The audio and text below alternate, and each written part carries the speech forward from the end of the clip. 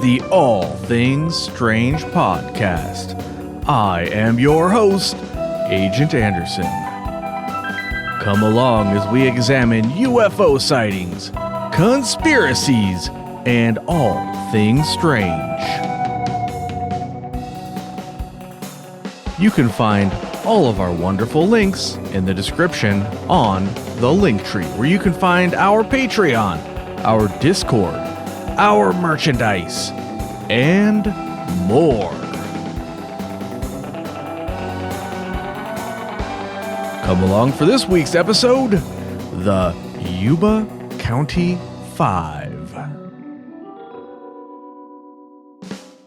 As voted upon by our Patreon subscribers, we've got 3 wonderful tiers for you. The first tier will get you early access and after hours where available. The second tier will get you bonus episodes. And finally, the third tier will get you the opportunity to vote on upcoming topics such as this one. All right, well, let's get right into it. I don't think I'm going to be able to get through this in one episode. This is probably going to be a 2-parter.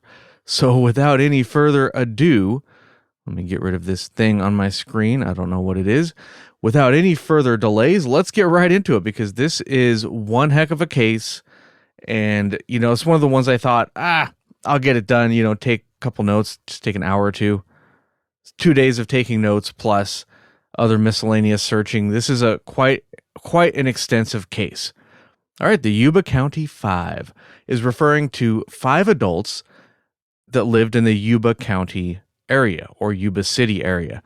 Their names were Bill Sterling, age 29, Jack Huett, age 24, Ted Weiher, W-E-I-H-E-R, Ted Weiher, age 32, Jack Madruga, age 30, Gary Mathias, age 25. And these 5 were generally referred to as the boys by the community who knew them. They went missing on the night of February 24th, 1978. 4 of them were eventually found dead, and one of them, Gary Mathias, has never been found. He is still missing to this day. All of these years later, not a trace. Very mysterious. That is the case in a nutshell. Okay, goodbye. Have a nice time. No, just kidding.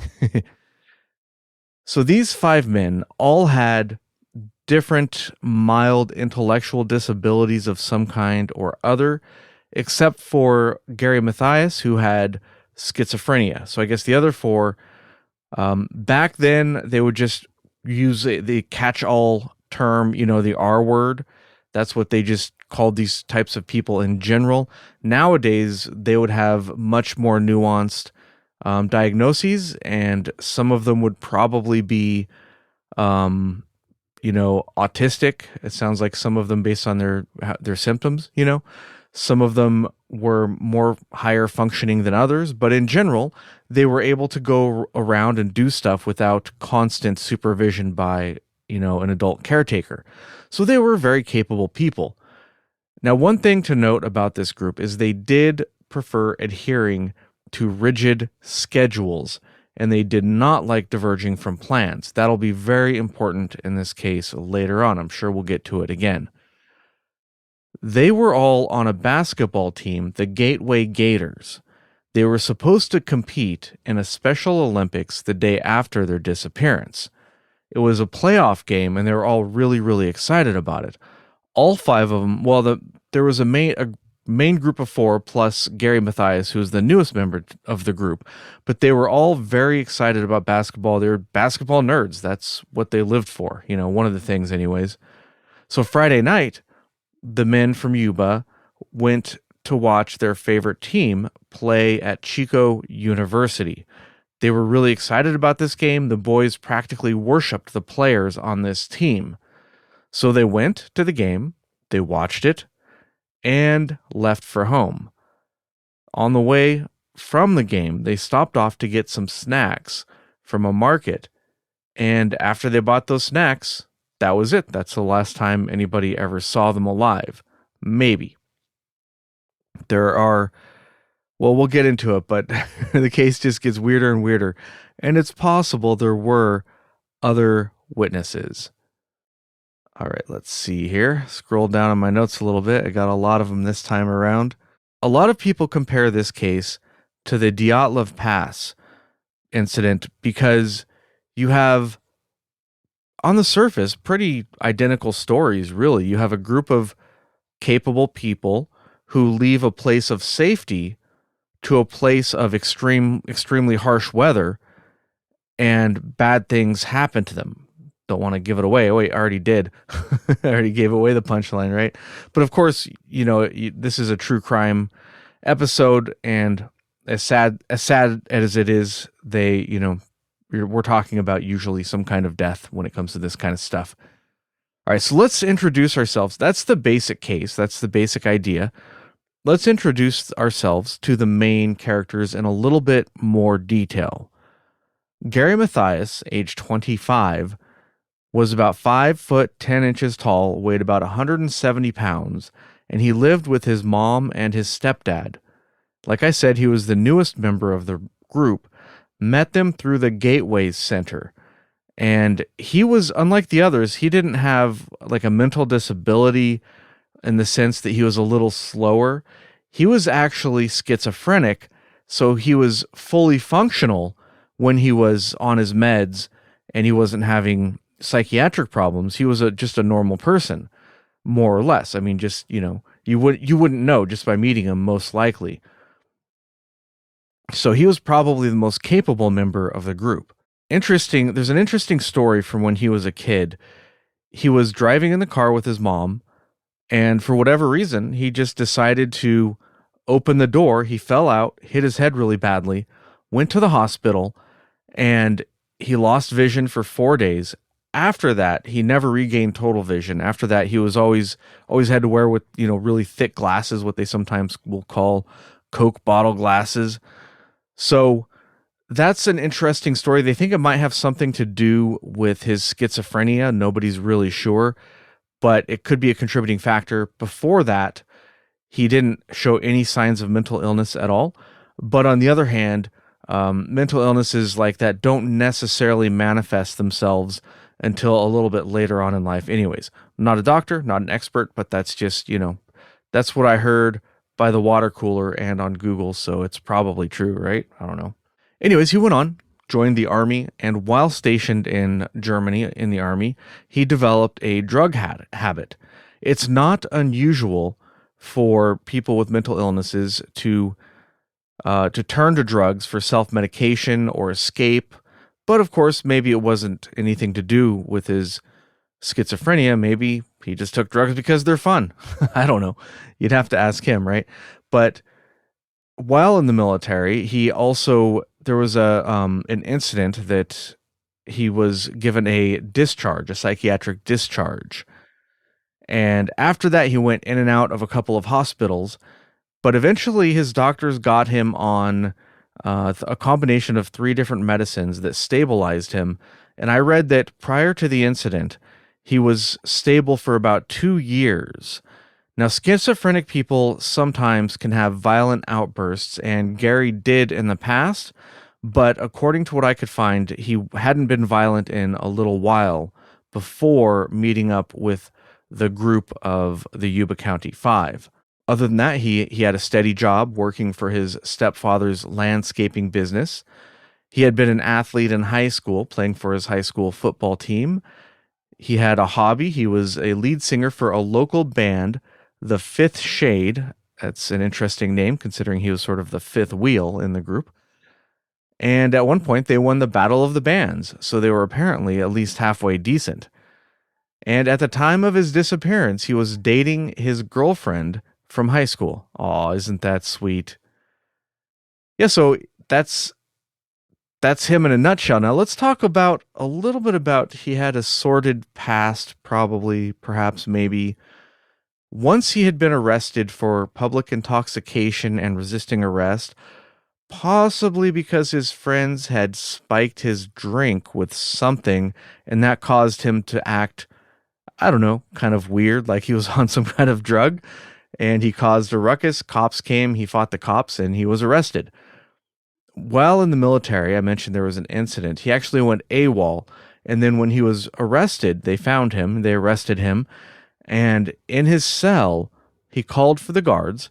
Three guards, two sergeants, and one deputy opened his door. He came out naked from his cell, punched one of the sergeants in the face. Sergeant's bleeding all over the place. The other two jump on him and restrain him. And that's the incident that caused his medical discharge or his psychiatric discharge from the military. Surprisingly, he punched a superior officer and did not get court-martialed or whatever happens. So he lucked out in that regard, I suppose.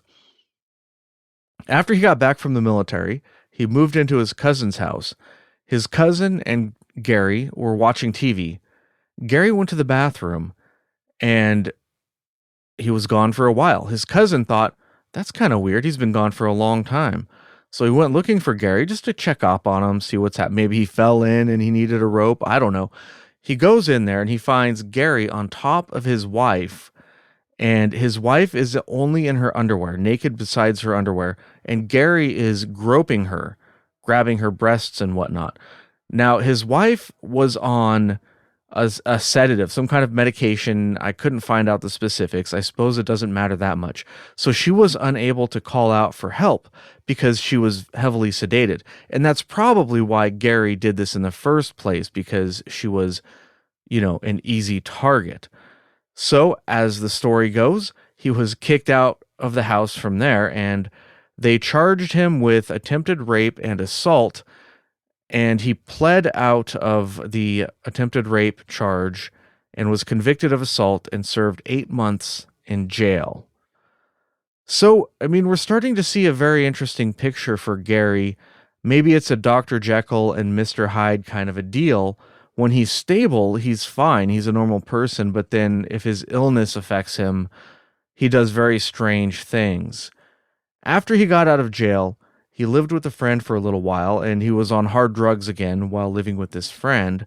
He told the friend he told the friend's 3-year-old daughter, I thought I killed you once. I guess I'll do it again. And at this point, the friend and wife kicked him out because, of course, they did. So they kicked him out, and he was banging on the door until the police came and took him away. There's some other stuff in his history as well, like bar fights and other miscellaneous things, but those are sort of like the bigger events. Now, Gary's family does dispute some of these accounts, and they say that they're taken out of context and things like that, but he did go to jail for assault and, got lucky with the attempted rape charge. So that happened. I'm not sure how you can take that out of context. But anyways, we have everybody else in the group, the other 4, were not like this. So he's definitely an outlier. And this will become important later on, maybe. We don't know. There's a lot of details to this case. And believe it or not, I'm just doing the short version. But there's a lot of details to this case. We don't know which are important and which are not. So we don't know. Let's take a look at what we have in front of us, and maybe we can make a determination. Personally, at this point, I don't have a good working theory, but maybe somebody listening will. That's the exciting thing about true crime. We don't do true crime very often, but when we do, it's kind of exciting because once in a while, one of these cases is actually solved by what you might call an armchair detective. An amateur at home who gets really invested in a case decides to do some research of their own. Once in a while, that pans out and they're able to solve things. Wouldn't that be great if somebody listening to this got very interested in the case, went down the rabbit hole themselves, and put the pieces together in a way that nobody ever had? Let's talk about next Ted Weiher. Age 32, he was living with his parents at the time of the disappearance. He was a big guy, about, 5'11" and 200 pounds.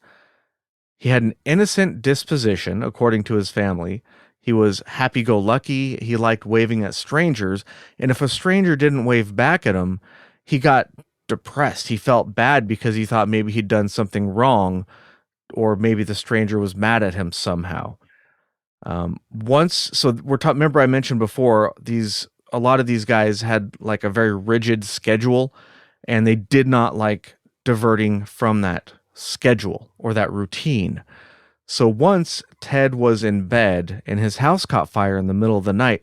One description I saw said that there were flames on his bedroom ceiling. I don't know if that's just an elaboration or if that was true, but either way, his house was on fire and he didn't want to leave because he said he needed to get his sleep, otherwise he might be late for work in the morning. His house is on fire and he refuses to leave because that diverts from his schedule. So his brother had to actually carry him out of the house. Otherwise, he would have been in danger. Now, Ted worked for Gateways repairing cable for PG&E. They kind of subcontracted with him. And we'll talk about what Gateways after I introduce all five of the guys. That's where they all met. Bill Sterling, age 29, lived at home with his parents. He was 5'10" and 160 pounds. He was best friends with Jack Madruga and Ted Weiher. They knew each other for about 8 years before the incident. Bill was described as having a mind like a child. He was a faithful person, and he read the Bible to people at hospitals. He had a job working as a dishwasher at Beale Air Force Base until his mother discovered that the men there would get him drunk and steal his money. That's not a very nice thing to do. Oh my goodness.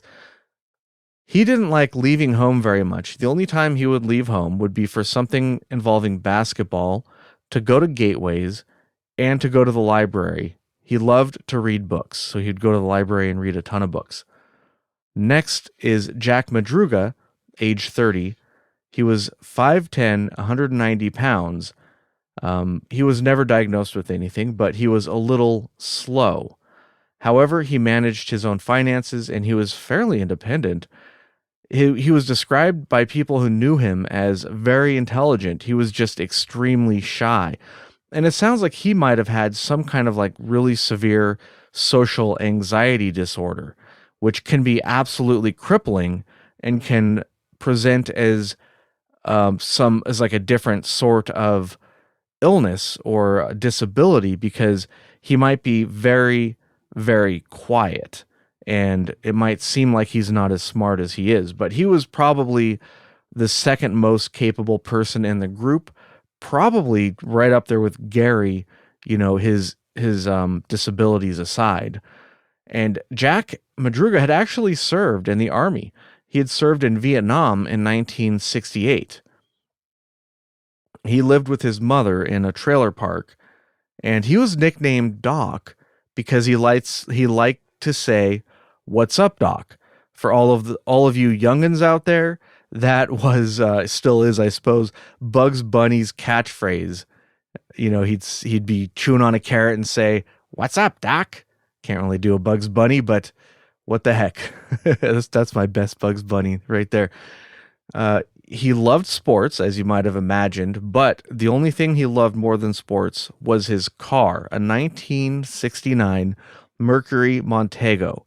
He loved this car so much that if he was supposed to be dropping off or picking up a friend and the road he had to drive on was a little bumpy more than he would like, he would just refuse to go down the road.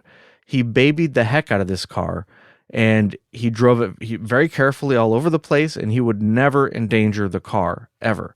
Becomes important once we get to more details of the case later on.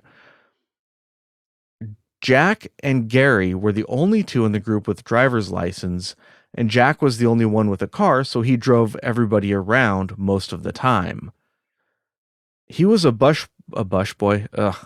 He was a bus boy and a dishwasher, but he was laid off from his job shortly before the disappearance.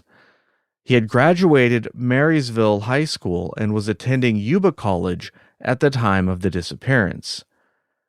Jack Huett, age 24, he was 5'9", 165 pounds. He was the youngest and the slowest of the group.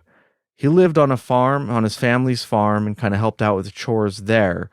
He usually followed around Ted Weiher like a shadow. The two were more or less inseparable. Ted often made phone calls for Jack because Jack had trouble talking on the phone. In fact, I think he had kind of a speech impediment or something. He had kind of had trouble talking, period. He could not read or write. He was very shy. And he worked at Gateway doing odds and ends. Probably they found stuff to kind of keep him busy so he'd have something to do. He was generally described as a very happy person, although he was probably the most disabled of the five. Now, Gateway Projects in Yuba City was a place for mentally disabled people, and they helped them to find jobs. They helped them with other activities like sports. That's where the basketball team was centered out of, with the Gateway Gators.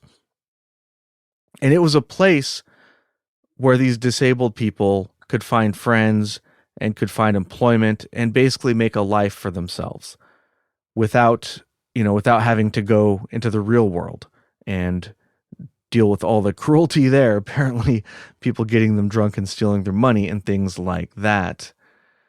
This is where Gary met the other four. Apparently, he was going to Gateways for drug rehabilitation, and his counselor suggested that he get together with these other guys because Gary was sort of into sports. So he joined the basketball team and became one of the group. I didn't see exactly how long he'd been part of the group before the incident. I'm not sure about that. Months, a year, I'm not sure, but definitely not as long as the other guys were together. All right, now let's get to the incident. The boys left for the game at between 5:30 and 6 o'clock in the evening. They stopped at the Miko service station managed by Bill's parents so that Bill could get his $15 allowance on the way to the game. Hey, they're going to a basketball game. They might want some concessions. Why not, right? Up to and including this point, none of the boys mentioned anything at all about it, like an alternate plan or any change in schedule. Up to this point, their plan was to go to the game, watch the game, come home. Remember I said these individuals, this group, they liked a rigid schedule. They didn't like unplanned events. So if they said they were going to go to the game and come home, that's what they were going to do. It would have been extremely out of character for these people to not follow through with that, particularly to not tell their relatives about where they were going. That's just what they did. They told, if they were going to go somewhere, they told their mom, their dad, so that they knew where they were. They had a game themselves, I mentioned earlier. It was at 9:30 the next morning, and they were very excited about this game. It was a playoff game, and they wanted to go. So based on that, and the fact that they didn't like diverting from schedules, it's unlikely they would have made other plans for after the game. So they're seen at the service station. They go to Chico State University. This is in Chico, California, if I didn't mention that already. Believe it or not, this is about a 3-hour drive from where I live. So it's kind of east of where I am. It's not super far, although not close either. So they go and they watch the game. There weren't that many people in the audience, and witnesses at the game remember seeing them there acting normal. They were just being sports fans, doing whatever you do at a basketball game. So by this point, probably nothing strange had happened to them yet, because they would have been acting abnormal. But they weren't. They were acting perfectly normal. After the game, they left the parking lot normally. Witnesses saw their car leaving the parking lot normally. They weren't in a rush. There were no dings and dents. The car wasn't on fire. I don't know, whatever. They just saw the car leaving like you would normally leave a parking lot. So by this point, probably still nothing unusual had happened to them. Now, they were watching their favorite team, the UC Davis Aggies. Aggies. What is that? Like some kind of slug? I don't know. They had defeated the Chico State Wildcats, the home team. So the boys were super amped. They were excited, and they had their own game to look forward to the following day, which was a playoff game. So they must have been on top of the world. On the way home, they stopped at Bears Market, which was only a few blocks away from the Chico Arena. They bought a few snacks, a couple sodas, candy bars, things like that, for the 1-hour drive home. Mary Davis was the clerk, And she remembers the boys specifically because they came in just before closing. Now, I've had retail jobs, service jobs, whatever. I've had those customers too, so I can relate. You're just about to put the key in the door to lock the door, and yes, I can finally go home. And of course, right before you get there, a bunch of customers come in and delays your sleep by another 15, 20 minutes or whatever the case may be. So they stuck in her memory, and she said that she was a little upset at the time because she didn't get to go home as soon as she wanted. But she said also that they looked like they were having a good time. They were in high spirits.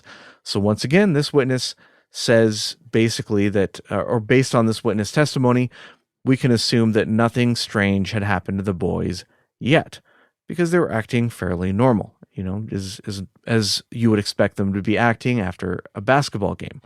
This is the last witness that we have, or last credible witness that we have, I should say, that saw the boys alive. And after this, they just disappeared into thin air.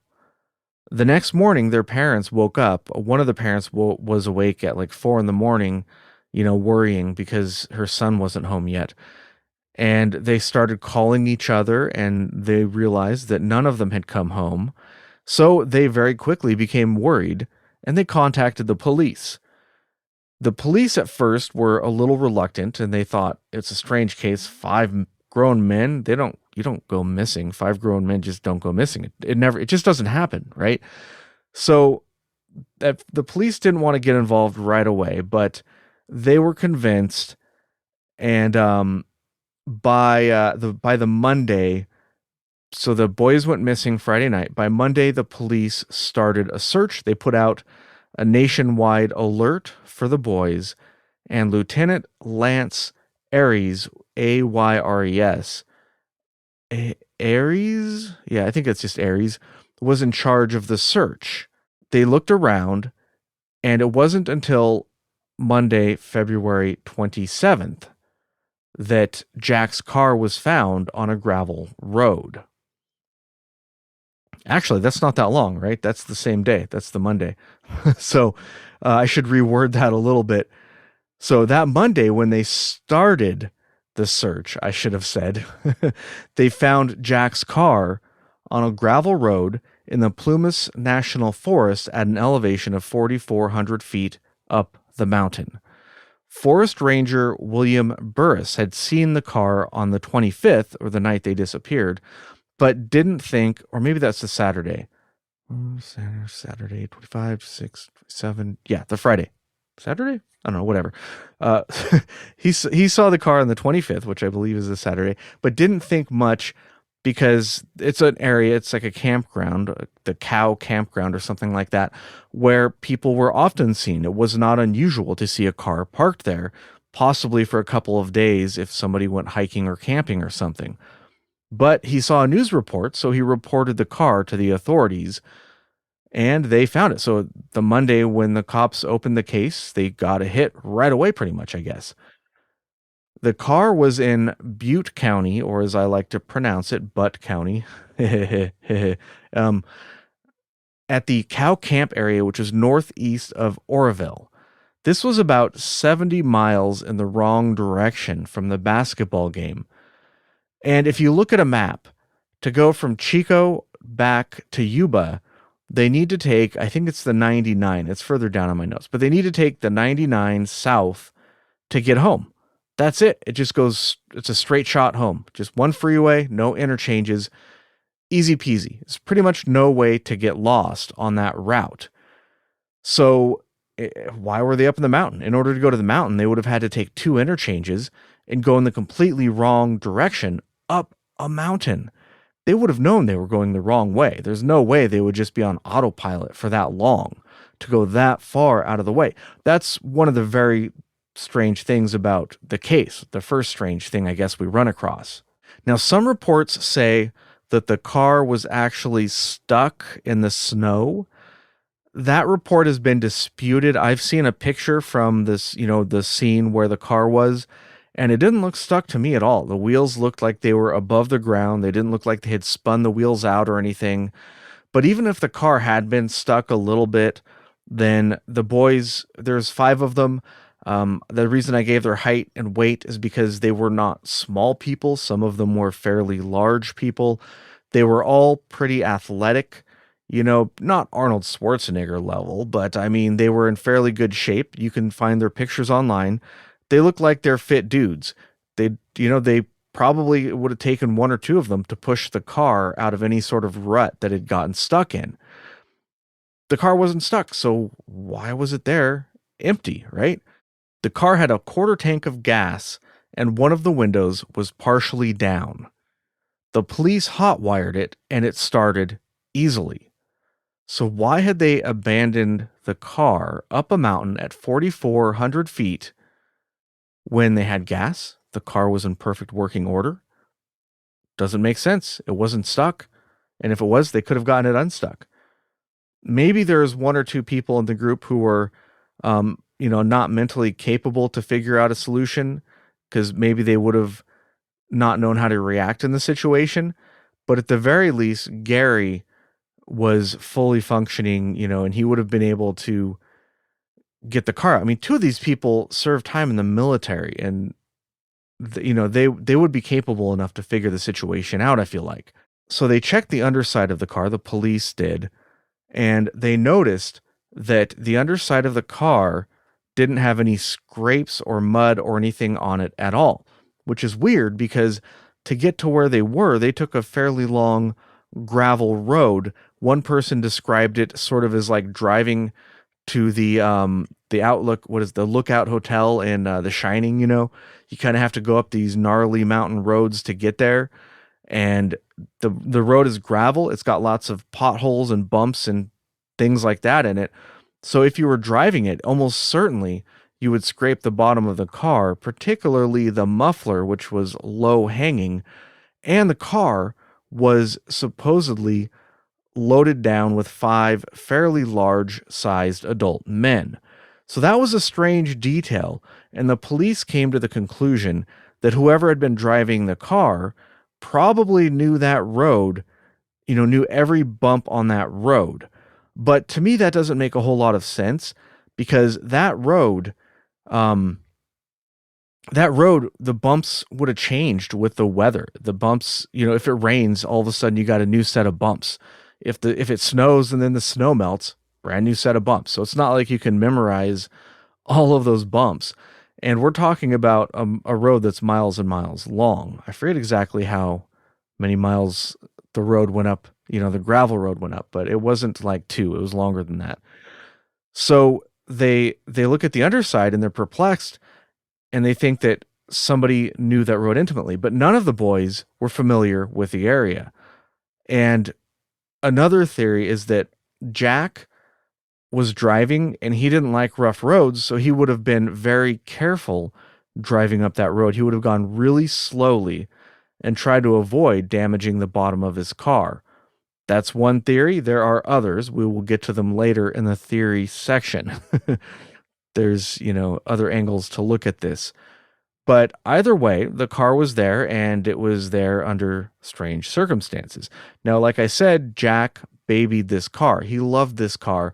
There is no chance whatsoever that he would have left this car alone. He just wouldn't. He would not have abandoned this car for anything. So that leads his family, the people who knew him, to come to the conclusion that there was some kind of compelling force that forced the boys out of the car. Now, one theory, for example, is that the carburetor got flooded. So maybe they got out of the car to check on it, maybe open the hood or something. And then who knows what the compelling force could have been. It could have been a bear. Maybe a bear chased him up the hill. I don't know.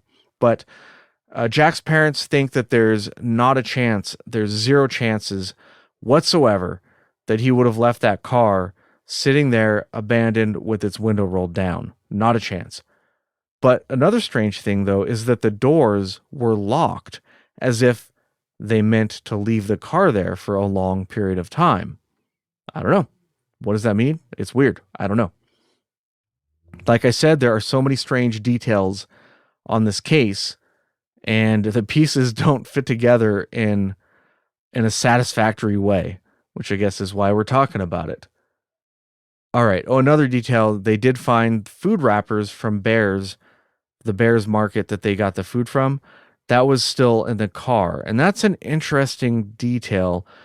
It occurred to me that if the wrappers were still in the car, that perhaps it took whatever happened didn't happen right away, because if they got the food and then they left, and then right as they left the parking lot or shortly thereafter there was some incident, they probably wouldn't have been eating the food because they would have been occupied with the incident, whatever that would be. I don't know, but the fact that they ate the food to me suggests that they had some period of time after leaving that market where everything was normal. That time might be 10 minutes, it might be 15 minutes, it might be half an hour, we don't know. But it suggests to me that whatever happened didn't happen right away. The area around the car was searched pretty thoroughly, but pretty soon after they started searching, a blizzard came into the area and dropped 9 inches of snow.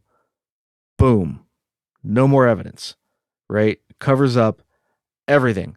Tracks, any clothing fibers, whatever. Anything they might have left behind to show where they had went, gone. So they didn't find a trace of them before it was too late. And it was probably already snowing when they got there, so their tracks had already been covered up, most likely. So at this point, it was just sort of insult to injury kind of a thing. All right, so let's just take a moment and pause here and just look at what we have so far. They diverted from their route home, which is something they would not have done, and they went up a gravel road, which is something that they would not have done. They parked their car, which is something that they, again, would not have done. I don't think I mentioned yet, but there was a restaurant 5 miles down the road from where they parked their car. If they needed to stop, they needed help, they needed a bathroom break, whatever they needed, more likely than not, they would have stopped at the restaurant first. Now, I don't know if that restaurant was still open after the game, but you think if they stopped, it wouldn't be at some random campsite in the middle of nowhere. It would have been at the restaurant, right? Kind of weird. What does that mean? Don't know. But, if they were lost or looking for help or whatever. Now, one idea is that they were lost, but there were 4 maps in the car's glove box that appeared to be untouched, suggesting that whatever happened, they weren't lost. But all of this put together so far is leading the family, at the very least, maybe not the cops yet, but the cops, they started to suspect foul play pretty quickly. But the family believed pretty much right away that there was some sort of compelling force that made the boys divert from their path to go home and to go up the mountain and to leave their car. What that might be, it might be a person, it might be a robber, who knows? There's no evidence of any foul play whatsoever, but the family suspected it pretty much right away, and the police not that long afterwards. On March 2nd, there was a 50-man search effort, and they had just people on foot, but they also had snow vehicles. They searched the area around the car, and they didn't find anything. Fast forward to March 7th, the search continues. There were people on horseback, there were more vehicles, and they were looking at various buildings around the area of the Maryville-Dobbins Road. Again, not much. They didn't find any evidence. It was just a whole lot of nothing. Very strange. 5 people just go missing out of nowhere. They're just gone. The story had hit the news by this point, and a cash reward had been offered. And after the cash reward had been offered, we get an interesting fella who may or may not be pivotal to the case, named Joe Shawns, contacting the police. Pause here for a drink of water. Hopefully I'm not sweating. Let's see. A little bit. It's kind of toasty out here in this shed. It's warming up for the summer, and that's just kind of how it goes. All right, back to it. Let's see. Actually making pretty good progress. I think I might be able to finish today. We'll see. It'll be over an hour, but we might get through all of it today. That'd be cool. All right. Anyways, Joel Shawns. He said that he spent the night in his car from February 24th to 25th near where Jack's car was found. He said he owned a cabin in the area and he came to check the snowpack for a ski trip he was planning with his family, with his wife. He drove up there, his VW got stuck, and he tried to push it out. While he was pushing it out, he had mild symptoms of a heart attack that began to grow worse. So he stopped trying to unstick his car and got back into his car, left the motor running and turned on the heater, trying to get out of the very bad weather. 6 hours later, he was in his car, still in pain from his mild heart attack, and just trying to wait it out, hoping either maybe somebody could come and help him or that he would recover enough to go, to drive back, maybe get his car unstuck or to walk down to the restaurant that he was, again, about 5 miles away from. 6 hours later at 11:30 p.m., he heard a whistling sound from behind his car. Now, to me, this makes me think of maybe if you have like a bad belt on your engine, your alternator belt or something, if it's going bad, it can sound like a whistling or a high-pitched whining sound, and it'll kind of go screech, screech, screech, screech, faster than that. What was that? Excuse me. I heard something strange. I don't know what it was. It was a mechanical sound, but the only mechanical things plugged in here are my computer, my Chromebook, and my mixing board. That was very strange. I don't like it one bit. I'm starting to get the chills. All right, anyways, hopefully I'm not about to get disappeared by some electromagnetic entity. In the meantime, let's continue on with the episode. So, where was I? He was in his car. He heard the whistling sound from behind him, and he thought there were people. He saw headlights, so he got out, and he saw a car about 20 feet behind his car. There were 5 or 6 people standing in front of the car or around the car, but they were sort of backlit by the headlights, so he couldn't really make out any details.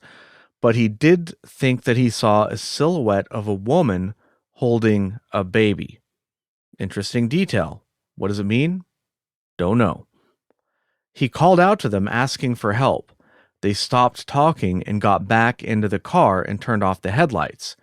And he didn't say, from what I could find, he didn't say that they drove off or what happened after that, but he got back into his car and stayed in there once again, just waiting for rescue or for something to happen, I guess. He didn't do anything until 2 hours later. He heard the whistling sound again, and the same thing pretty much happened. He went out, he saw flashlight beams, he went out, and he called for help, and then they went away. Nobody helped him. And he said he was upset that nobody would bother helping him because he was in distress. I can understand that. At 4 a.m. in the morning, his car ran out of gas, and he felt well enough to walk 5 miles down the hill to the Mountain House Lodge restaurant. As he walked away from his car, he saw Jack's car parked 50 yards or so behind his car. That means that the car he saw was not the boy's car, but was a different car. Or maybe the first car he saw was the boy's car, and the second car wasn't.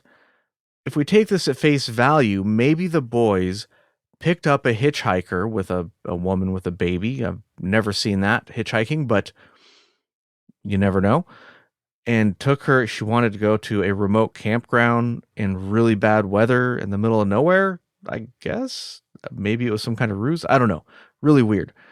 But anyways, he apparently saw 2 different cars, and he saw Jack's car while walking to the restaurant. From the restaurant, he was given a ride to the Oroville Hospital. And the first thing that comes to mind is somebody who used to work at a restaurant and still frequents them on occasion. That doesn't really make sense, does it? I frequents them on occasion. Anyways, I eat out at In-N-Out once in a while, okay? So First question I had is, okay, how long does it take to walk 5 miles? Would the restaurant be open at 6 in the morning? Maybe if they serve breakfast, I guess. I suppose it's possible. Because I'm thinking, he's walking slowly because he's not feeling good. So a slow mile could be half an hour, maybe slower. So I guess it makes sense. I guess they could have been open when he got there. But anyways, they took him to the hospital from the restaurant. Some people actually investigated, and it turns out that apparently he did show up at the restaurant and he was taken to the hospital for symptoms of a heart attack. Other than that, we don't have any corroborating witness testimony to support his story. All we know is that he showed up at the restaurant, and that's it. We don't know anything else for a fact. The reason I say that is because there are certain problems with his story. First and foremost, when interviewed by the police and interviewed by the press, his story changed quite a bit sometimes from one version to another. That's the number one red flag that somebody is telling a tall tale. Because if they're lying, they're not going to necessarily memorize each specific detail. The broad story will be the same, but they will make up the details. They'll fill in the details as they go, and the next time they tell the story, a few days later, whenever it may be, they're not going to remember exactly which details were which, what they invented, and what order to tell things. So the story changes a little bit. So to me, that's very, very suspicious. Also, the families of the boys said that the boys would have never ignored a call for help. In fact, on occasion, they did stop and offer assistance to people who needed it on the roadside. It's just something they did. They were good Samaritans, apparently. Luckily, these days we have AAA, so you don't have to do that anymore. No, just kidding. You should you stop for people? I don't know. I feel like if I stop for somebody, I'm going to get murdered. It's a tough call. I guess it depends on how rough of an area you're driving through. Anyways, Shones was also a known hardcore alcoholic who would get very, very drunk and drive around and get his car stuck regularly. He regularly needed help getting his car unstuck, according to people and locals that were familiar with him. He was also described by people that knew him as a pathological liar, somebody who made up stories, made up rumors about his neighbors and people that he knew, described as a blowhard. He often didn't pay workers that he hired to fix stuff around his house. He told stories of being in the military. When he told a story about being in a specific battle, I forget what, a specific battle in World War II that didn't happen the way he told it. I think he said, there's a bombing that didn't actually happen, and he was 16 at the time, so he couldn't have really been in the military anyways. So you have that, we call that stolen valor, I think. He also had an illegal marijuana farm at one point. The guy, according to the community who was interviewed about him, the guy was a piece of crap. He was not a nice guy. So you put all that together, and his story, it becomes somewhat difficult to believe, in my opinion. But who knows? I mean, we don't know for sure. That's why I'm talking about it. Maybe he didn't make up his story. Maybe he did. Maybe he didn't. We don't know. It's just another strange piece of the puzzle. There was another possible sighting of the boys. An anonymous witness from Brownsville in Yuba County saw 5 men in a red 1960s pickup truck parked in front of Mary's Country Store in Brownsville. This location is 1 hour from where the car was found, where Jack's car was found. There were 2 men in the pickup, 1 in the store, and 2 at the phone booth. A man matching Huett's description was on a payphone for 15 minutes at the phone booth, talking on the phone. Huett, interestingly enough, was the one guy who couldn't talk on the phone. I mentioned that earlier, I think. So this sighting was probably either just a misidentification, and a couple of those people looked similar to the other people. I mean, I get it. Hey, I'm an old fart now, so I see a bunch of kids walking around. I'm like, these kids look the same to me. Oh, these young whippersnappers. Get the hell off my lawn. That kind of stuff, right? So this is probably an older person who needed glasses and pulled the old cousin Vinny on them. um, Excellent movie. I believe we've mentioned it before on the show. Also, this was after they put out a cash money reward. So it sounds like the lady just made up a story entirely and said, yes, that one, and pointed out one of them, said, yes, that was the guy on the phone. I recognize him. She didn't know anything about these guys, so she didn't know that that guy had a lot of trouble speaking on the phone. I don't know. Could be something, could be nothing, but I don't really put much stock into this story, but it is a possible sighting, which is why I'm mentioning it. The owner of that store also said that he saw the men on Saturday and Sunday following the game, so on the 25th and the 26th. He said, I can't be positive, but I remember after she asked me if I had seen the poster, the reward poster. So that's not a suspicious quote at all. We'll just go ahead and believe those two, verbatim. All right, moving right along.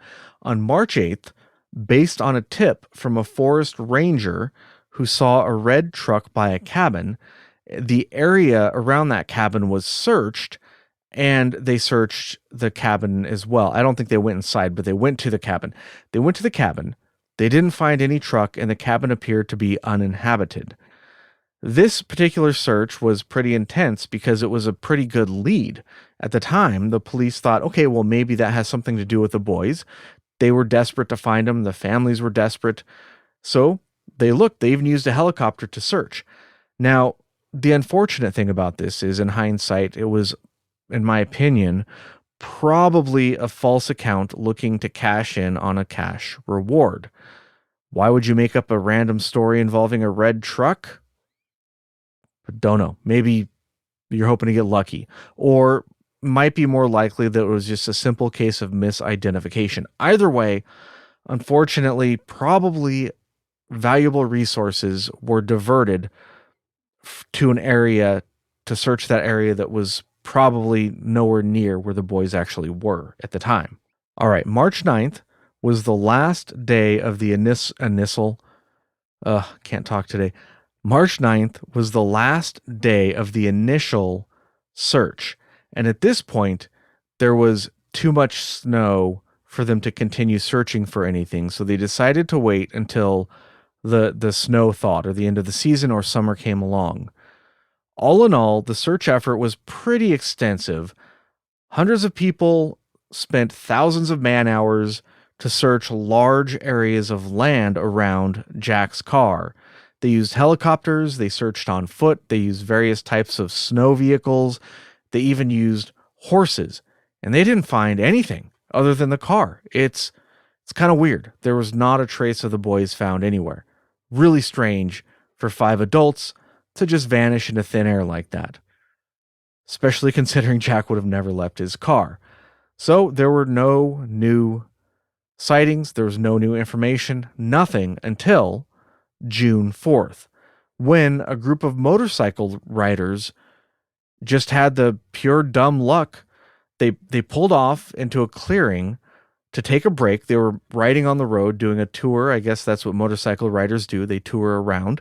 They took a break, pulled off into a clearing where there was a group of trailers, like a trailer camp that the Forest Service used as sort of temporary housing if they needed to be in the area for maybe fire spotting, search efforts, or whatever. So it was not an area that was regularly occupied. It was a camp that was used intermittently, but it was also really well stocked up. So anyways, they pull into the clearing and they notice a really bad smell. And they thought, that's kind of weird. So they start looking around. Is there some kind of dead animal or something? I don't know. And one of them notices that the glass on the large trailer is broken. The trailer had, or the trailer camp had 5 trailers. One of them was the big main trailer, and there were four smaller surrounding trailers, all having various things, tools, provisions, and whatnots in there. So they noticed the window was broken, and he went over and looked in the window, and to his surprise, they found the body he saw through the window, the body of Ted Weiher.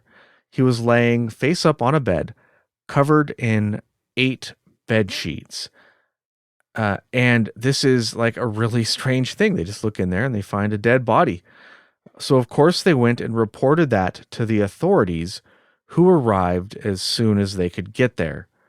They found that Ted wasn't wearing his shoes, and his feet were badly frostbitten, badly frostbitten, and even gangrenous. His feet were in really bad shape.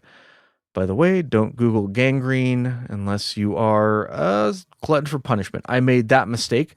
I didn't even Google. I just hovered over a link in Wikipedia just to see. I think I was looking at frostbite or gangrene or whatever, and I hovered over the link for gangrene, and then a picture pops up of some gangrenous toes. 1 out of 10, do not recommend. Anyways, Ted's shoes were probably the best in the group. They were sturdy leather shoes, and they were missing. Now, because his feet were in really bad condition, it's speculated that he would not have been able to pull the blankets over himself because it would have been too painful. Also, the blankets were over his head. Well, I don't know if that's true. I saw that in a couple of places, but it wasn't mentioned everywhere. But to me, it seems like a very important detail. Would he have pulled those over his head himself to fight back the cold? I don't know. Perhaps somebody left him there for dead and they put the blanket over his head? Don't know. But there was no evidence of foul play. An interesting detail is that his ring, his gold necklace, his wallet, including cash, and a gold Waltham watch with missing glass, or what they call the crystal, were on the table by the bed. The watch didn't belong to any of the boys. Okay, so we know that probably the motive was not whatever happened, whatever compelling force we're talking about here, probably was not robbery, because if it was robbery, they would have certainly taken the cash and the gold necklace for sure.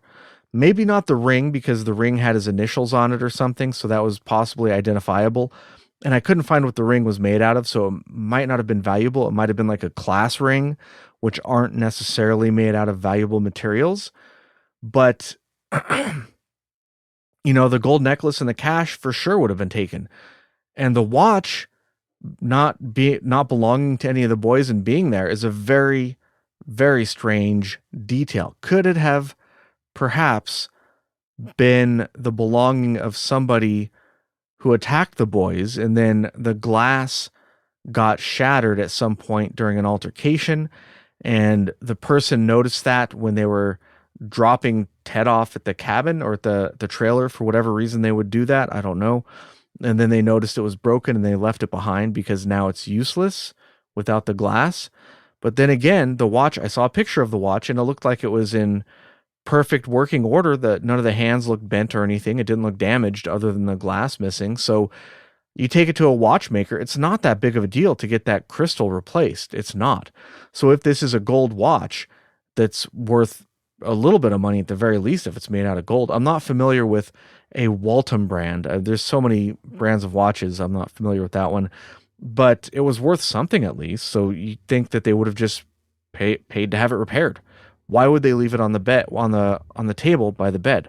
I don't know. Doesn't make any sense at all. It's this very strange detail, like so many of the strange details in this case. There was also a partially melted candle on the on the table. Now, in the trailer, there were also things like books, wooden furniture, and other miscellaneous things that could have been used as fuel to start a fire for warmth. because this was in the mountains and it was very, very cold. No one tried to start a fire. There were matches in there. There were tons of matches. No one started a fire. They only lit a candle. No one tried to plug the hole, and they must have broken the glass to get into the trailer.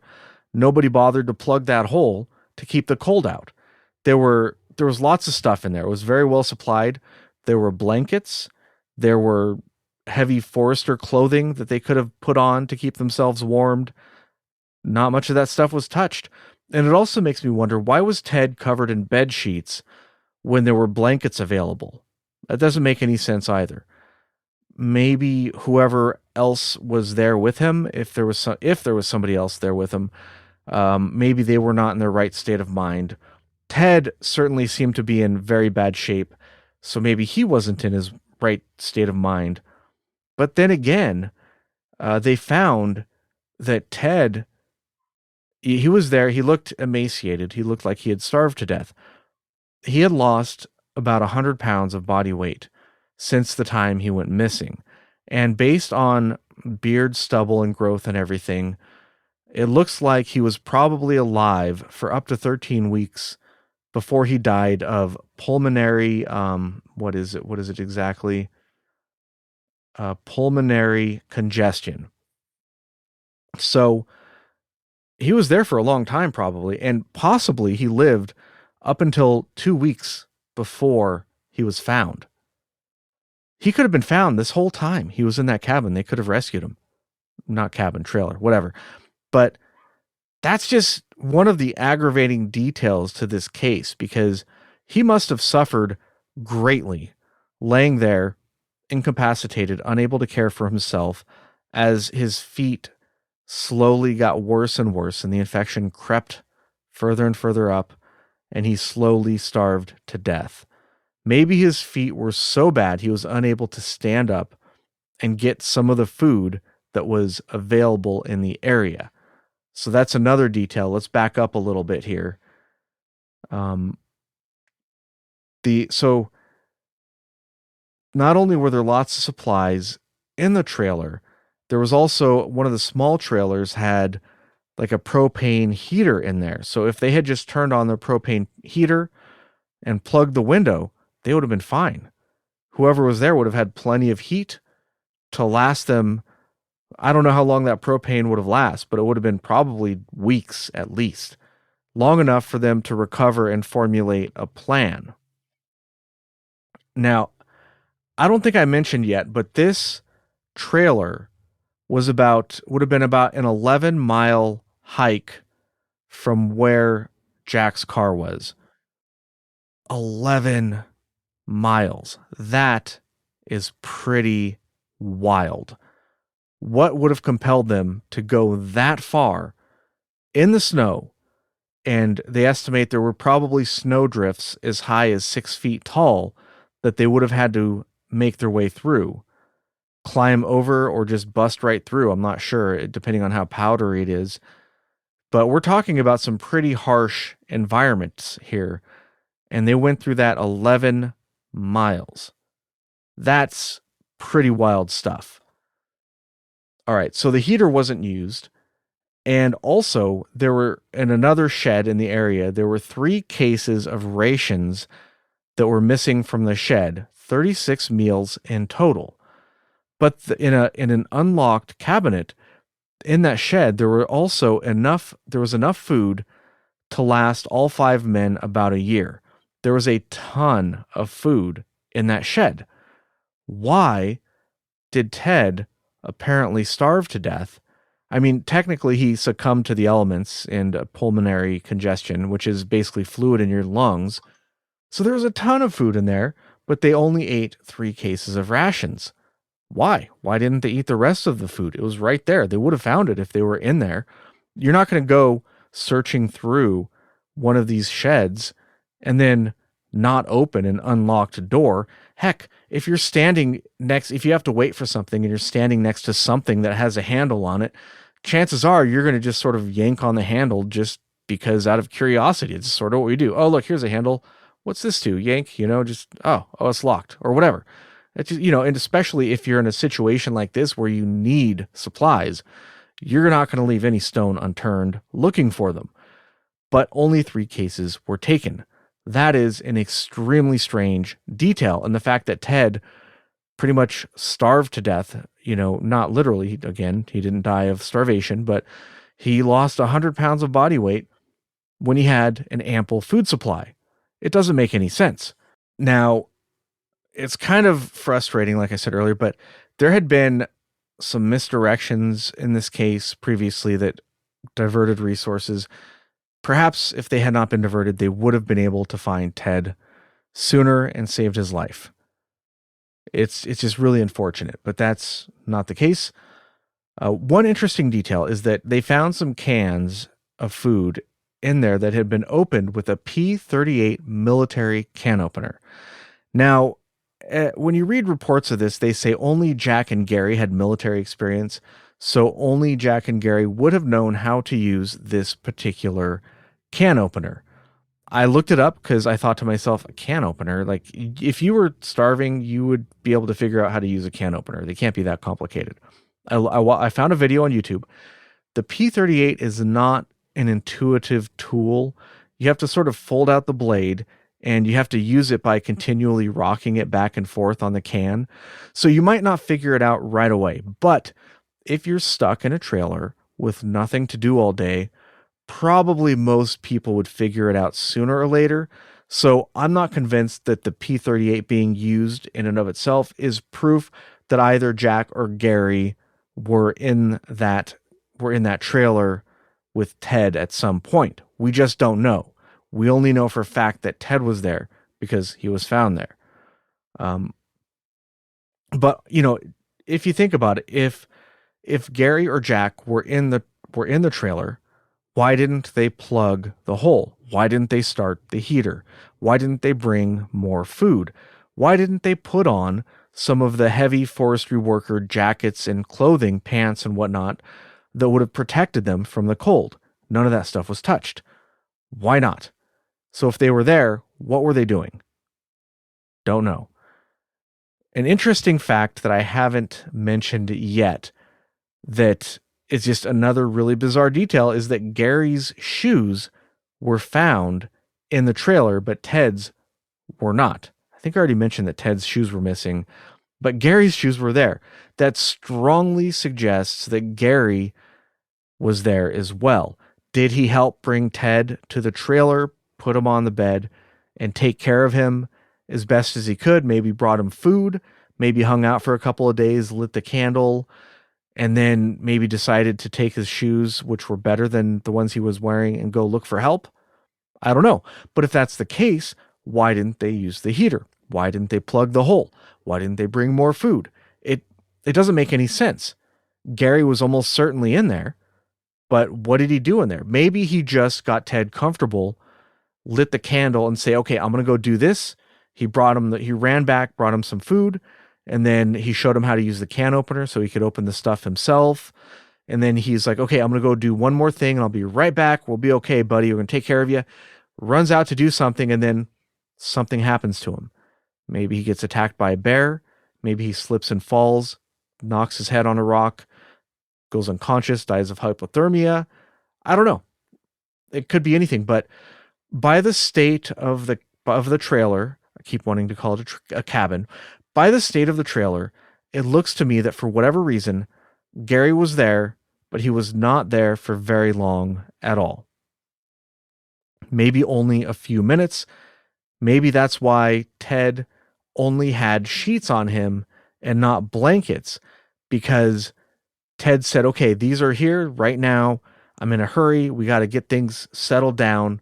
So he put the sheets on him real quick, intending to come back and put blankets on him later and intending to come back and get some of the better clothes. But because it was a life or death situation, he was in a hurry to search the surrounding areas and see what was going on. So he did that and succumbed to something else outside that, for whatever reason, that thing, people, animals, whatever, that thing was not able to get Ted, or didn't care to get Ted in the trailer. I don't know. It's a real mystery. If you take a moment to think about it, it doesn't really make sense. Remember, Gary was in the military. He was not mentally slow, he was schizophrenic. So if he was stable, then he would have been in a sound state of mind and he would have been as capable as you or I, perhaps more capable because he had been in the military and may have perhaps received some sort of survival training. On the other hand, perhaps he was off his meds. That's a theory, but I mean, it was like Friday night, so they went missing that night. It's not like they would have been missing for days, or had they? Maybe it took them days to hike up to this place, and by then, he was off his meds long enough to have a schizophrenic episode of some kind. I don't know. But based on the state of Ted's feet, it also stands to reason that perhaps Gary was also suffering from exposure to the elements, and perhaps based on that, and not based on his schizophrenia, maybe he was in a bad state himself. Maybe he was really messed up. His feet were almost certainly frostbitten, so his feet were probably messed up. He probably was having a difficult time walking and getting around, so maybe that's all that happened. Maybe he went outside to take care of whatever it was to come back in, and maybe he just dropped from exhaustion, or he couldn't move anymore because his feet were too bad, and that's where he perished outside. Animals took him away, and he was never seen from again. I don't know. There's many different ways to put these puzzle pieces together, but to me, no matter how you put the pieces together, it doesn't quite fit perfectly. I don't know. There's a lot of different ways of looking at it. Now, some people have speculated that nobody built a fire in that trailer because they were running from something, that compelling force that I mentioned earlier. They were afraid of something. What that would be, anybody's guess. Your guess is as good as mine. But if they were hiding from something, they wouldn't have wanted smoke because it would make them easy to find. But they were in the snow and they were leaving tracks. They would have been easy to find anyways. So that theory doesn't really make a whole lot of sense to me. I don't know, maybe, who knows? They searched the area around the trailer camp and they found Jack on Tuesday, June 6th, in a field off of a road, and they found Bill 15 feet from the road on the opposite side of where they found Jack. They were 4.5 miles from the trailer. Authorities suspect that they never made it to the trailer in the first place. Both had been affected by wild animals after they had perished. Bill's skull was found 50 yards from his body, and Jack's right arm had been taken off, and in his left hand, he was clutching his watch. Jack's car keys were in his pants pocket, suggesting that he had indeed driven the car to its location for whatever reason.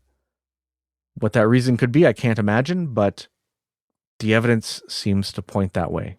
Now, police suspect that Jack collapsed from exhaustion and Bill wouldn't leave his side, so they both perished. I don't know how they came to that conclusion. I don't know. One thing that occurs to me is that these were all fairly athletic people. They were young. The oldest one was, I think, 32. And, 32 is not that old. You're still pretty close to your athletic prime. You're still very capable. And, like I'm a lot older than these guys. And with the right gear, I could, in the snow, but a general hike, 11 miles I could do that. It wouldn't be that big of a deal. But of course, these guys were in extremely cold, freezing weather without proper cold weather attire, and they had to hike through very, very heavy snow. So maybe that made the 11 miles much harder than it would normally be. I mean, that has to be the case, but still, 4.5 miles from the trailer, that's about a 5-mile hike. It's strange to me that such able-bodied athletic men would succumb after a 5-mile hike. It just doesn't seem that far to me. So maybe there was extenuating circumstances of some kind that incapacitated them in some way. What that could be, again, don't know. It's just another strange puzzle piece. As I said earlier, moving on here, as I said earlier, Gary Mathias was never found, not a trace of him. We have no idea what happened to him. Oh, I guess the only trace would be his shoes, but that's it. Other than that, we have no idea what happened to him or where he went. Jackie Huett's body was found on June 7th, 2.5 miles from the trailer, and his bones were scattered around again from animals. And there's no explanation as to why there were basically three different groupings of these people. Why were they in three different places? You'd think that if one of them fell down, the others would pick him up and help him continue on. That's the sort of people they were. They wouldn't have abandoned one of their friends for anything. So maybe that suggests that they were running in a state of sheer panic. Uh, but for 11 miles, give or take, I mean, it kind of boggles the mind. If they were running from something in a panic, like let's say hypothetically, there was a compelling force, whatever that may be, that forced them out of their car, they might run a mile or two.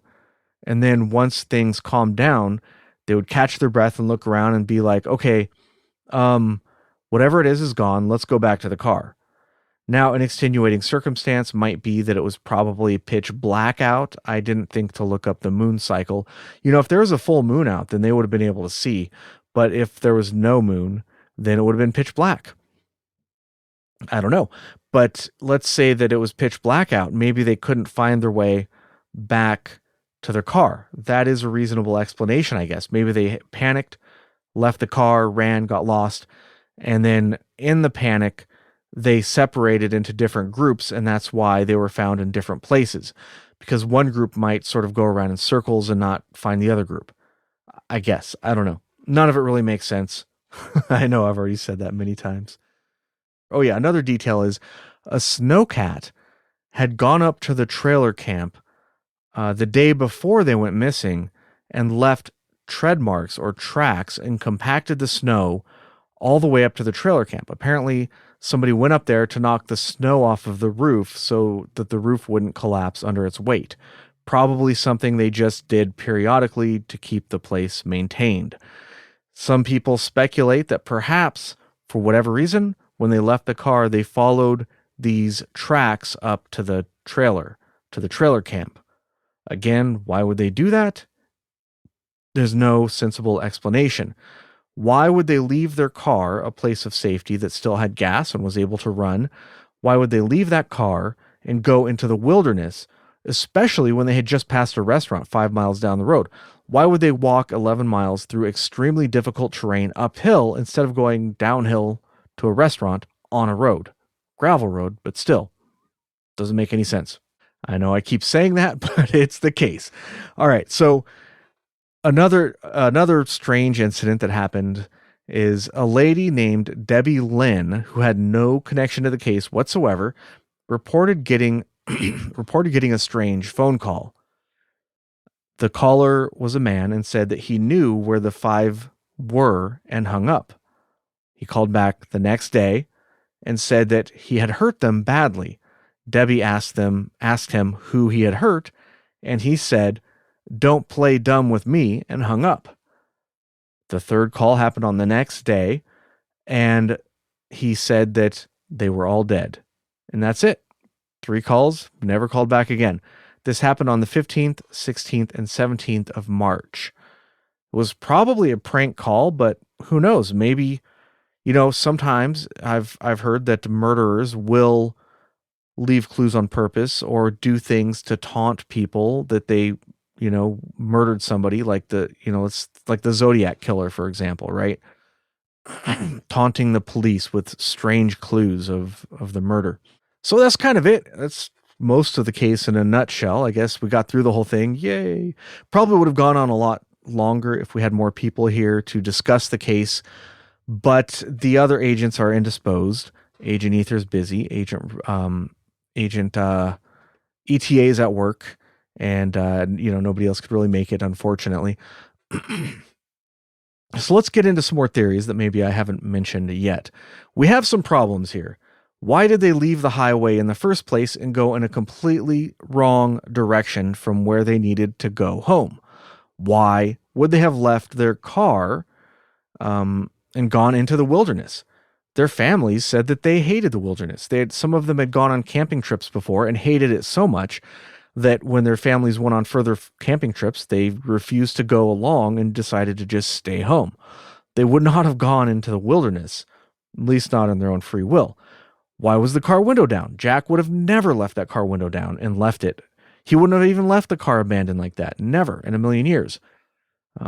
Why were there three groups? Possibly four if you count Gary, but he was probably part of the trailer. So you have the two, the one, and the people at the trailer. Why were there three different groups so far apart from each other? Go look at a map of where they were all found. This is mostly an audio podcast, so I'm not going to show that, but go look it up, and it doesn't make sense to me. I don't know, maybe you can make some sense of it. I don't know. Why were they there? Why did Ted more or less starve to death with plenty of food available to them? Why didn't they go to the lodge restaurant 5 miles down the road instead of going into the wilderness? All of these things and many more add up to make a very, very strange case. Like I said, this is just a really, really quick overview of the case. If you'd like to look into the case, there are quite a lot more details. There are things that I've left out for the sake of time. It's a real rabbit hole, and I guarantee if you start looking into it, you're probably going to get roped in and want to read more. It's really weird, really compelling case. So let's get into some other theories. The UFO abduction theory. So the case does bear some similarities to UFO abductions. There have been UFO cases, abduction cases, where people were lifted from an area, even their car, including their car, lifted from an area, lost time, and then their car is dropped in a completely different area. Now, I know it sounds kind of fanciful, maybe a little ridiculous. This is not a theory that I personally put much stock into, but on the other hand, it is a little interesting. And it would explain how the car got there, even though the boys would never in a million years have gone that way or taken their car over there. Maybe they got picked up off the highway and set down right there. It would explain why they left the car if the car didn't start again, because, that's one of the things that happens in a lot of UFO sightings. People report, cars and electronics and things failing to work. So that could be an explanation as to what happened there. It could explain why the underside of the car apparently received no damage whatsoever from riding up a very rough gravel road that almost certainly would have put mud and dents on the bottom of the car. So, it does check a lot of boxes. And if they were dropped off and the boys saw a UFO flying away, that might have freaked them out enough to get out of their car and run in a state of panic. I don't know. Of course, it's just speculation. There's absolutely no evidence for this theory whatsoever, but it does check some of the boxes, so I thought I would mention it, and sometimes it is fun to just speculate about what could have happened. It could explain a lot. Not everything, but it could explain a lot. Next up, my own personal theory. So let's say they get lost. Let's say the hitchhiker, or not the hitchhiker, what's that movie? Maximum Overdrive. Let's say a big rig is going nuts and chasing them up the hill. And they lose it. They park on the side of the road. They're sitting there. They turn off the car. They turn off the headlights. Okay, everybody be quiet. Shh, just be quiet. We have to make sure that nobody sees us here. Just be quiet. Don't make a move. We'll just wait it out. In a few minutes, we'll turn on the car. We'll go the other direction, and hopefully we've missed them. And then all of a sudden, somebody, the joker of the group, whoever the clown in the group was, lets out the biggest rip-roaring fart ever known to man. And despite not being dressed for the weather, and despite being in peril, danger of their lives, mortal danger, they have to all flee the car in a state of panic. And they run up the hill to get away. No, that's horrible theory. I ran it by Aging Ether, and she's like, just don't. No, just don't. But I have to. I can't help myself. I'm a goofy guy, Sometimes when you have cases like this that are just so horrible, sometimes, you have to go see the lighter side of things. You have to try to see the humor in the situation, because these people, some of them may not have suffered, because if they died of hypothermia, maybe they just simply went to sleep and that was it. But Ted certainly suffered greatly before he passed away. And, I don't know, sometimes that's just where my mind goes, tries to make a little bit of levity to sort of deal with how horrible the situation is. Anyways, the theory, getting back to the lost theory, one of the major theories is that somehow they got lost. This was one of the ones that was pushed by the newspapers a lot during the time. And I think I mentioned briefly earlier that they were not treated kindly in the press. Did I mention that? I don't remember. But they were not treated kindly in the press. They were often referred to using the R word. And they were written about basically like they were just a bunch of dummies who just got lost, which just isn't true. And that's why I read a couple little bios about them so we could get to know them a little better. These were real people. They were not just, pack animals who didn't know how to react in a situation. These were real actual people with real skills and talents who could have handled the situation, at some point anyways. Once you start getting to hypothermia, then all bets go out the window. But, the press just made some assumptions that I don't think were true at the time. And I don't think the press would make these assumptions these days. At least they would be a little more tactful about it. Maybe depending on which outlets you're reading, I don't know. But yeah, they were considered, a lot of people thought, well, they just, they weren't that bright and they just went and got themselves lost. I don't see, if you look at the details of the case, I don't see how that's possible at all. Again, like I mentioned earlier, they had 4 maps in the glove box that didn't look like they had been touched. If they had been lost, then the first thing they would do would be to pull out the maps.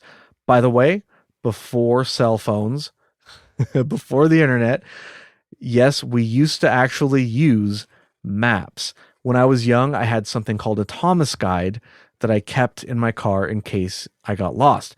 Once in a while, somebody would give you directions to come to their house, and you would get bad directions or make a wrong turn, and you would get lost. It happened, not that often, but sometimes you needed a map. These 5 people did not access these maps. At least, if they did, they put them back pretty neatly. But if they were lost, they would use the maps. So that's one reason why I don't believe they were lost. Another reason is because to get home from Chico, they would just come the way that they had went, which is a very simple route. This is not a route where you would get lost. They simply take the 99 south. That's it. 99 south. They knew how to do that.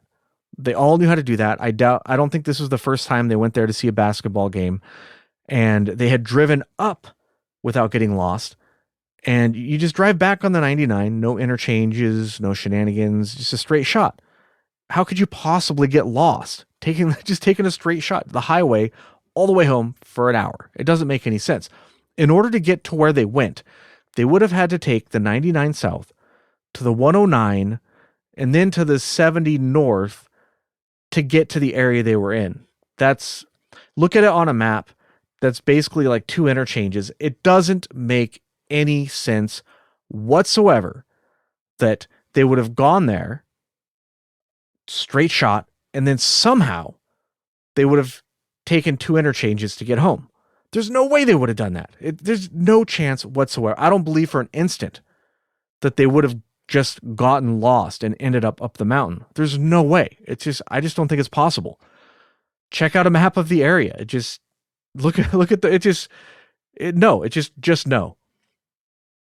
All right, another theory: foul play or some sort of compelling force, whatever that may be. And by compelling force, people are using that not in the supernatural sense necessarily, just something that we don't understand, whether that's a bear or a Bigfoot. That's one of the theories, is a Bigfoot. Doesn't check a whole lot of boxes, but I guess it is a theory, so might as well throw it out there. Maybe some foul play, some robbers that are trying to steal stuff from them. But again, Ted was found with his money and his gold necklace, so probably not robbers. But this one, I think this one is almost a certainty, right? We can use this as a catch-all term, compelling force, to include, let's say, foul play or some kind of shenanigans. The boys would not have diverted from their plan to go home. They liked very rigid schedules. You remember earlier, the one that refused to leave his bed when his house was burning down? If that's how rigid they are, there's not a chance they would have gone on a diversion on purpose. Some people think that maybe Gary would have had them go visit some friends that were sort of in the direction of where they ended up, but the friends in the area said they hadn't seen Gary in like a year. So that seems unlikely. Um, I don't know. So what would that force be? There are many different theories. There's a theory that maybe they stopped to help a motorist, maybe somebody who needed help changing a tire, which ended up being a ruse, and then shenanigans ensued. What those shenanigans were, I don't know. Generally, that sort of thing would be used to rob people, and we can pretty much rule out any sort of robbery. So why would they bother with shenanigans if they weren't trying to rob them? Because if they're pulling a ruse like that, they're going to be getting a stranger, so it wouldn't be useful for like catching somebody. I don't know. Really mysterious. You can find dozens and dozens of possibilities if you want to go onto Reddit and forums and whatnot and read up. I don't really want to cover them all here because it's all just speculation. We really don't know for sure. Uh, there's a lot of theories surrounding Gary. As I mentioned earlier, he did have a bit of a checkered past, including violence and sexual assault, things like that.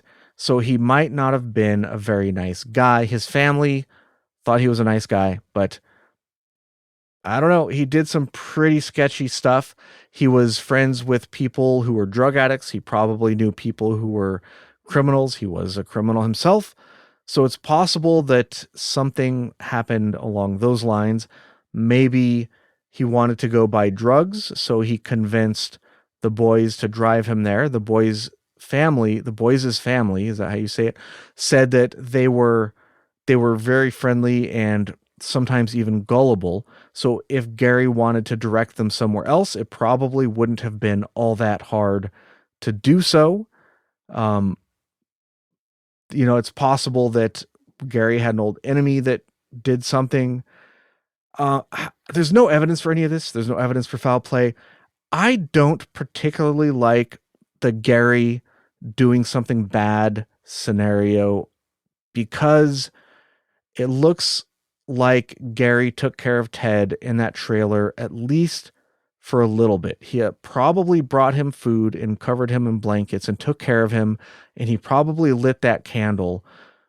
So chances are pretty good that Gary did that for a little. Now, if Gary was involved with some kind of shenanigans, I don't think he would have helped out Ted. He would have probably just left him to die in the snow. So anything's possible. Anything's possible, but I don't really buy into the Gary theories. But Gary did have a checkered past with including violence. So we have to consider that. And it is possible that he could have had some kind of breakthrough psychiatric emergency that would have caused him to act very irrationally. I've known schizophrenic people and they'll be perfectly normal. I had an uncle that was schizophrenic, and he was actually a very intelligent fella, normal dude, athletic, played the cello, all around good guy. But then one time he snapped and beat my grandfather nearly to death. So it happens, it's not super common, but it does happen. Maybe something like that happened. Maybe Gary snapped somehow and then came to and then realized what he'd done and then cared for Ted. But again, there were no evidence of foul play. There were no markings on any of the bodies that they found that would indicate them having taken physical damage. So I don't know. I'm just speculating here, but it looks like for me, I'm not really buying into the Gary theory. All right. Gary's sister, many years later, said that Aries, the lieutenant in charge of searching for them, told her that a group of men had approached Jackie Huett in the parking lot of the store where they were buying the stuff, for their trip, taunted him and was making fun of him. And Gary came to the rescue. There was a brawl that ensued, and it was broken up by the store clerk, Mary Davis. Maybe this other group chased them in their car, and in a panic, they went the wrong way up a hill, up the mountain, I mean. But even so, that doesn't make sense because if you were in danger and being chased, wouldn't you go home? Wouldn't you go towards safety, towards your house? Or I don't know. And the story also says that the clerk, Mary Davis, broke up the fight. I suppose that's possible. What, did she go out there and beat them with a broom handle and say, stop it, you, stop it? I don't know. It's a weird story, and it's hard for me to take it at face value, but it's just another possibility. Was Gary's sister one place I heard that she put this in a book that she was writing or something. I couldn't find evidence of that. I don't know. But was she doing it for some other reason?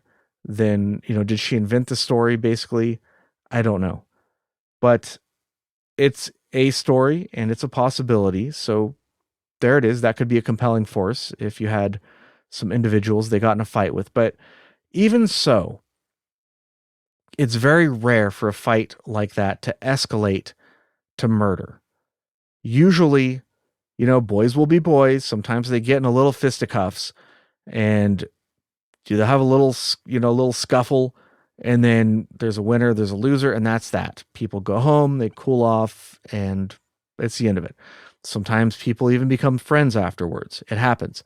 But for it to escalate to murder would be not unheard of, but definitely unusual. All right, another detail that I haven't mentioned yet was there were some reports of bullet casings found near the car.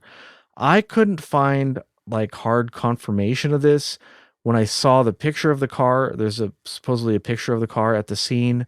I didn't see any bullet casings in that picture, but the picture I found was not high enough resolution, so maybe you couldn't see them anyways. But the reason why this may not, if it's true, it may not be super compelling evidence is because in a mountainous area like this, it is not unusual at all to see bullet casings. People might be shooting in the area. They might be hunting. They might have taken their bullet casings with them and just dumped them on the ground before they got in their car and left. They might have even been shooting in the area. Have you ever been driving in a foresty, remote area like this? Take a look at some of the signs. I guarantee you're going to see a bunch of them shot up with bullet holes. So people probably get drunk, go out joyriding, and start shooting up signs. Yeehaw, right? I mean, why not? Sounds like a good time to me. So it might be an interesting clue. It might be an important clue, or it might be nothing at all. It might just be bullets that happen to be there in the area, in the camp area. But if the bullet casings were somehow involved, then that would indicate that the compelling force that made them panic could have been somebody threatening them with a gun, possibly firing the gun up into the air, frightening them, making them run away from the car. And this might be a good match for what happened in a way, because that would be extremely frightening to them. They would want to get a good distance away from the attacker so that they didn't get shot. And it could explain why they ran uphill towards the top of the mountain rather than downhill towards safety and the restaurant, right? Because if you're in trouble, why go uphill? That's much harder than going downhill. So if the person firing the gun was on the downhill side, they would run away from that person. So it could explain why they got out of the car, and it could explain why they ran in a state of panic. If they did indeed run in a state of panic, I'm just speculating here. We don't know for a fact that they did. They might have had a very boring march up the hill, complaining the whole time about how much their feet hurt. I don't know. Who knows? Just another very strange possibility. All right, another possibility. Alan Martin told the Mathias family, he was a local, he told the Mathias family that he was with a group of men and they stopped the boys on a bridge near the Orville Dam. One of his group started slapping Jackie Huett around because he made strange whining sounds when he was upset, and they were being cruel to him because, basically laughing at how he sounded. Gary protected him and beat up the attacker, but the other men attacked Gary and threw him off the bridge. Allen said he came forward with this story out of guilt. The men then drove the car up the mountain with the remaining four boys in it and abandoned them there, possibly firing a gun to scare them off. But, if they were just scared off, again, I don't think they would go 11 miles. I think they might go a mile or two, wait around, find out that, okay, we're not being followed. Let's go back down to the car and see if they're still there. They would see that they would have come probably in a separate car, and then they would see, okay, they're not here anymore. Let's get back in our car and go. But what I don't like about this story is that if they murdered Gary, right? Gary was by far the most physically capable in a fight of the group. The other boys in the group may not have been able to fight to defend themselves at all. I'm not sure about that, but they probably would have been able to overcome the other four at any rate. So why would they have thrown only Gary into the water and left the other four alive as witnesses, driven them all the way up a mountain, and then scared them off? That doesn't make sense to me. If they murdered Gary, I think they would have murdered the other four on the spot and thrown them over the bridge as well. So I don't know. Maybe Alan Martin, who was a drug user, was having some sort of hallucination or some sort of delusion brought on by his drug use. Not sure. It's a very strange story. But what's stranger is that 2 days after visiting the Mathias family to report this, Alan died of a very suspicious heroin overdose. It was suspicious because he was known to use lighter drugs. He was a pill popper, as they say. He never took the hard stuff like heroin. He would just take some pills to get high, from what I understand. He never did heroin once in his life, and 2 days later he dies of a heroin overdose. That is extremely suspicious. And one of Alan's friends, who is a person of interest, there are sources who know who this person is, but they're not releasing his name because he was never convicted, and it's not right to say their name publicly when they might not have been involved, but a person of interest who owned a red truck. Ring any alarm bells there? There's another story with a red truck that I skipped over as well. But anyways, there's a person of interest who owned a red truck who moved out of state very shortly after Alan's death. Could be a coincidence. Might not be. Maybe what Alan said is the truth. Maybe he was making it up. Maybe it was a delusion. We don't know. But it would be really weird for somebody to go to their victim's family and confess to their victim when there was nothing to it. So maybe there was something to it. I don't know.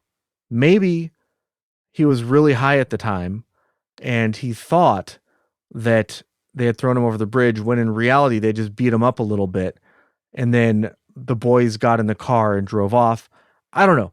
But the reason why another reason why I don't really believe it is because Gary was almost certainly at that trailer camp because his shoes were there and the can opener had been used, pointing towards evidence that he was there. Also, there had been apparently scraps of paper with notes on them written in Gary's writing. One of Gary's family members said that they went to the cabin themselves and saw that. The cops took those scraps of paper as evidence, and who knows where they are now. They may no longer exist. But, all signs point towards Gary being actually at the trailer encampment. So it's hard to really believe that he was thrown off a bridge. A bridge that was, I forget, did I put it in my notes? I don't know. It was some distance, I think about an hour drive away from where the car was found.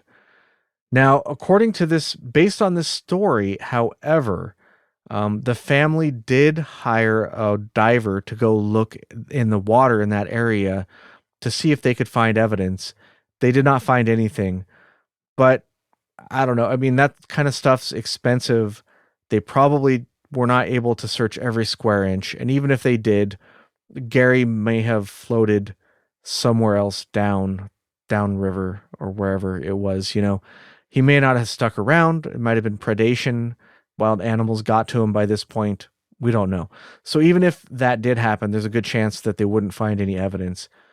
But I mean, his shoes would have been there with him. They wouldn't have been, they wouldn't have been in the trailer park. So it's an interesting story. It's very compelling because of the odd fact that Alan died 2 days later of a suspicious overdose. But it doesn't exactly line up. Just like everything else in this case, nothing lines up perfectly. It'll line up partially. Everything lines up a little bit, but nothing really fits together. It's so weird. There was a sighting. Jack Madruga's niece, Kathy, thinks that she saw Gary at her parents' bar. She walked into the bar and was shocked to see him sitting there at the bar. And she said, Gary Mathias? She went back to tell her parents and have them call the police. And then when she came back out, the man was gone. Now, this is a really compelling sighting, but I personally think that probably she saw somebody that looked a lot like Gary, but I don't think it was Gary. Because if Gary was trying to stay hidden, he would not go to a bar owned by the family of one of the victims if he was trying to stay hidden. He just wouldn't. So personally, I think this sighting was probably just a simple case of misidentification. The guy was drinking. Some lady gets up in his face, calling him some stranger's name, and he gets a little freaked out and weirded out, and he decides, all right, it's probably time for me to leave. Gary Mathias, I'm not Gary Mathias. Get out of here. So who knows? But maybe it was Gary. I don't know. Maybe Gary switched shoes, got down the mountain, and lived. But again, if Ted's feet were that messed up in the good shoes, then how are Gary's feet any better in tennis shoes? I don't know. Nothing makes sense. Once again, there was a case of arson at the Gateways. Somebody who had been setting buildings on the Gateways Center on fire, and they actually set the director of Gateways, they set his house on fire, and the director unfortunately burned alive in that fire. Were these arson attacks somehow related to the shenanigans of this case, to the disappearance of the 5? We don't know. There's no connection to the two, but just because we don't know of a connection doesn't mean there isn't one. There very well could be. We just don't know. Some people on the police force, about half of the police force, thought that Joe Shawns was somehow involved. Remember the guy who got his VW stuck and he had the heart attack? That guy was a shyster, and the police thought that he was, not all the police, some of the people on the police force thought that he was possibly involved in some way. What way? How? Why? Who? Don't know. But they found him to be very suspicious, probably because of his demeanor, because he changed his story. When they pressed him on certain details, he would fake a heart attack and refuse to continue. Stuff like that. So he behaved very suspiciously. But if he was involved somehow directly with the disappearance of the boys, why would he come forward and tell his story to the authorities? There are no witnesses that place him at the scene of the crime. We only have him placed at the restaurant 5 miles away. 5 miles is a long way away. That's not that close. So, I don't know what to make of that. Who knows? But it's just another little detail just to consider. All right, another angle, the coach. The coach of the Gators, the Gateway Gators, supposedly went to the Chico game on the same night as the boys, and he brought along with him his girlfriend. Well, what's the big deal about that? Well, the big deal is he was married. So, as the story goes, the boys saw him there with his girlfriend. He was upset because he didn't want the boys to tell his wife about his side piece, so he silenced the boys. Now, the only piece of evidence for this is that the coach didn't show up for the big game the next day people say, okay, well, if he didn't show up for the big game, the reason is because he knew that his players weren't showing up either. And he was probably tired from the night's shenanigans and was sleeping in, probably. Uh, Also, when he was interviewed by the police, he was not cooperative. But on the other hand, if he was with a girlfriend, why would he bring that girlfriend to a public place if he didn't want to be seen with her? Also, he had to have been somewhat close to the boys because he worked with them as a basketball coach. He probably knew the boys were going to that game anyways. It's not like it was some kind of big secret. So it's an interesting theory, but for me, it doesn't seem to hold a whole lot of water. Okay, next up. Someone pretended to need roadside assistance. Oh, yeah, I already kind of covered that one. So, something happened. Doesn't really make sense. Just a miscellaneous note here is that 3 blankets and a flashlight were found a quarter mile away from the trailer camp. Nobody knows how they got there or who brought them, but perhaps those were Gary took Ted to the trailer and he put him in there, covered him with some sheets real quick and said, okay, I'm going to go do this. I'll be right back, buddy. I gotcha. Grabbed a flashlight, the 3 blankets to protect himself from the cold. At this point, he wouldn't have had time to search for, the jackets or whatever that were in there. So he grabs food, comes back, lights a candle, gives them food, whatever. And then he goes back out, searching around, a quarter mile, not that far. It's kind of far, not that far. And then something happens that takes him out, whatever that may be. I don't know. Might be interesting, but maybe not. But on the other hand, how did those blankets get there? They got there somehow. They didn't just walk themselves there. So maybe it's another piece of the puzzle. Another very strange piece of the puzzle that just doesn't seem to fit. All right, so that's pretty much all I've got for you this time around. There's lots of other theories. This, believe it or not, was the short version of this case. There are podcasts doing multiple episodes. There's a lot more to this case to look into, and I highly recommend doing it because it's very interesting. One thing I would recommend, I looked around on the interweb and I found very, very conflicting versions of this case. The media in the past had put out a lot of misinformation, and a lot of that misinformation is still around with us today. So it's really hard to tell when you're reading different websites and different sources. It's really hard to tell what's correct, what isn't. Even Wikipedia can be incorrect. Often it is, or at least very, very skewed when it comes to these sorts of cases. Anything under the umbrella that we do on the show, Wikipedia tends to be heavily skewed towards the side of skepticism. But I did find one source that seemed to be pretty consistent that I'd like to recommend to everybody who's interested in further reading. I found a book called Out of Bounds: What Happened to the Yuba County Five by Drew Beeson. That's Drewbeeson. Out of Bounds.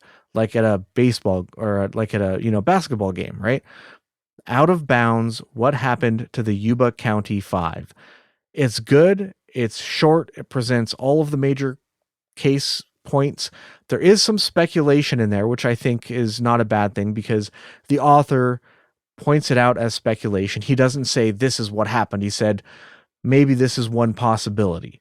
And I think there's nothing wrong with that, especially in a case like this where we have not very, very little hard facts to go on. We have nothing but speculation at the end of the day. So that's not the only source I looked at, but it was the best place to start if you want to look into this case further. I got this book on Amazon. I bought the Kindle version on sale it was like $3.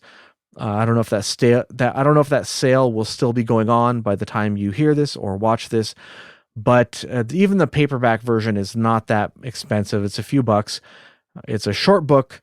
If I have any criticisms, it's not really well polished, but it is a good read. It is a quick read. The only thing I didn't like about it was he sometimes will do these fictional narratives where he tries to narrate a day in the life of one of the people involved in the cases. And in doing so, those didn't seem to fit in with the rest of the book. And in doing so, he has to invent or elaborate on certain things that the characters were doing or thoughts they may have been having. And I don't know. I'm more of like, when it comes to this sort of stuff, just just the facts. Don't get too creative with this kind of stuff. But that's a very minor gripe. Other than that, it was a really good read, and I highly recommend it. Okay, well, that's all I've got for you this time. I hope you enjoyed the case. I made it through one episode, although it was 2 hours. I could definitely split this into two, and I might. So, just for that eventuality. No, you don't forget it. I'm not going to split it. I'll just keep it as one. So anyways, thank you guys so much for listening. And until next time, oh wait, before I go, if you enjoyed the show, you could really help us out by subscribing, liking, suggesting the show to your friends, maybe leaving some comments down below. I would really like to hear what your opinion is. If you have any ideas, if there's anything important that I missed, if there's anything I got wrong that you want to correct, all that stuff, let me know down below in the comments. All right. And until next time, keep it strange.